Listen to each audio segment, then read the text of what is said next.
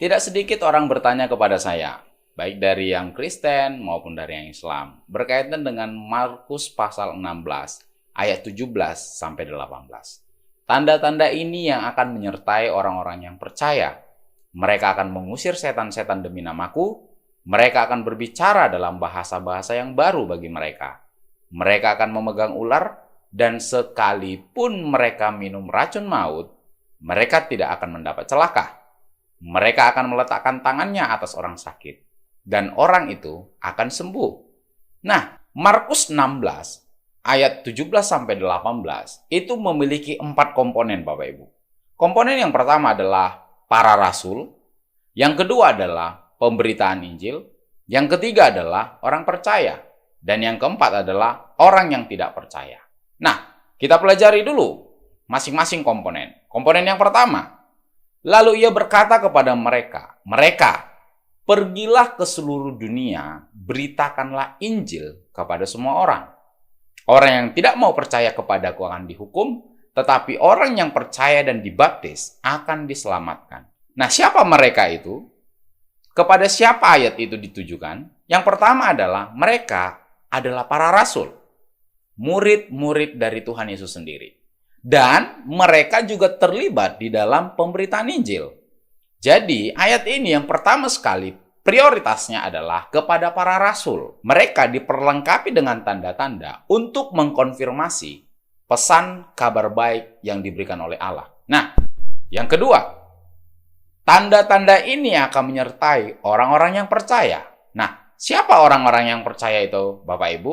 Yang percaya itu adalah para rasul dan orang-orang yang percaya kepada Kristus yang terlibat di dalam pemberitaan Injil. Di video barusan, Elias Zulkifli menjelaskan bahwa Markus pasal 16 ayat 17-18 bukanlah ayat uji coba orang Kristen untuk minum racun. Elias Zulkifli mengatakan bahwa orang yang dijamin Yesus akan memiliki tanda-tanda seperti mengusir setan, berbicara dalam bahasa asing, memegang ular dan minum racun tidak akan celaka, dan dapat menyembuhkan orang sakit pada ayat-ayat tersebut.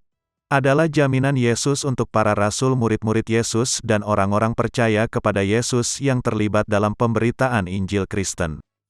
Jika Markus pasal 16 ayat 17-18 adalah jaminan untuk para rasul murid-murid Yesus dan orang-orang percaya kepada Yesus yang terlibat dalam pemberitaan Injil Kristen, mengapa di video lainnya kamu menggunakan ayat-ayat itu untuk membantah kerasulan Nabi Muhammad SAW, Elias Zulkifli?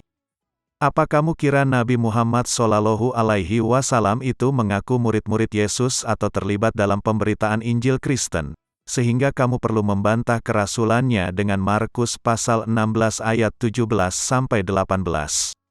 Lihat video kamu ini Elias Zulkifli.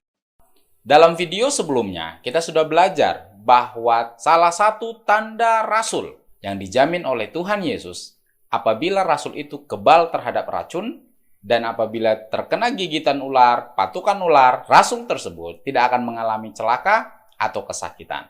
Dan itu sudah diaplikasikan sendiri oleh Paulus di Pulau Malta. Nah, kembali ke dalam pembahasan Markus 16 ayat 17-18. Bahwa apabila ada seorang yang mengaku bahwa dia adalah rasul yang terkena dampak racun, maka itu bukanlah rasul. Itulah sebabnya orang Kristen tidak akan mengakui Nabi junjungan saudara-saudara kita yang dari Islam sebagai rasul, karena racun sangat mempengaruhi kehidupan beliau. Bahkan racun itu membuat penderitaan yang sangat luar biasa dalam kehidupan Nabi saudara-saudara kita yang dari Islam, yaitu Muhammad. Semua itu dimulai pada saat Khaybar, daerah di Timur Tengah, yang ditaklukkan oleh Nabi junjungan saudara-saudara kita yang dari Islam. Nah, ketika Muhammad menaklukkan Khaybar, ada seorang perempuan Yahudi menghadiahkan seekor kambing yang sudah dimasak ditaruh racun. Itu tertulis di dalam Sahih Al-Bukhari. Bapak Ibu, dari sini kita bisa lihat bagaimana racun itu luar biasa menyebabkan penderitaan bagi Nabi junjungan saudara-saudara kita yang dari Islam. Inilah salah satu alasan Bapak Ibu, kenapa orang Kristen tidak menerima Muhammad sebagai rasul. Jadi kesimpulannya, video kamu yang pertama sudah membantah video kamu yang kedua. Diracunnya Nabi Muhammad Shallallahu Alaihi Wasallam bukan bukti Nabi kami bukan Rasul sejati. Pamer kebodohan saja kamu ini Elias Zulkifli. Ternyata bukan hanya ayat-ayat dalam kitab kamu saja yang ada kontradiksi. Video kamu pun terdapat kontradiksi. Memalukan,